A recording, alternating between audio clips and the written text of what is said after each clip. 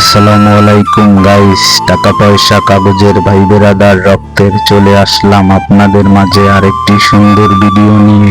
দোয়া করবেন আপনাদের জন্য যেন এরকম সুন্দর ভিডিও নিয়ে আসতে পারি। যদি আমার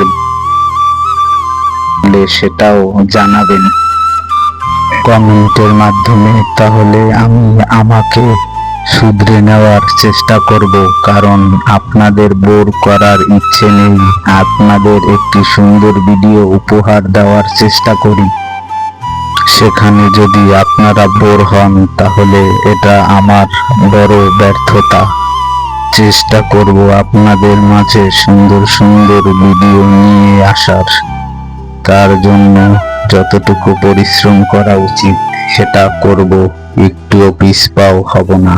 একটি মজার কথা শেয়ার করি। আমি যে পেশায় একজন গাড়ি চালক, হয়তো আপনারা সেটা জানেন, আপনাদেরকে বলেছি। আমার এইখানে চাকরিটা যে ভাইয়ের মাধ্যমে পেয়েছি, সেই ভাই যথেষ্ট পরিমাণ ভালো মানুষ। কারণ আমি যে স্যারের এখন চাকরি করি, তার কাছ থেকে সে মোটা অঙ্কের একটি টাকা ধার নিয়েছে, বা টাকাটা নেওয়ার পরে আর চাকরি কন্টিনিউ করেনি। ছল চাতুরির মাঝখানে আমাকে এখানে ঢুকিয়ে দিয়েছে, যে তোমাকে যে এখানে দিয়েছে সে এরকম করেছে, তাহলে তোমার সাথে কি করা উচিত। আমি তো অবাক। আরো আমার এই স্যারের মাধ্যমে আমার ছোট ছোট স্বপ্নগুলো পূরণ হচ্ছে। আমার একটি বাইক আছে, যেটা সে কিনে দিয়েছে। এই জমানায় শোনা যায় অনেক ড্রাইভারের সারি তার ড্রাইভারের সুবিধা অসুবিধা দেখে না, সেখানে আমার স্যার আমার ছোট ছোট স্বপ্নগুলো পূরণ করে দেওয়ার চেষ্টা করে।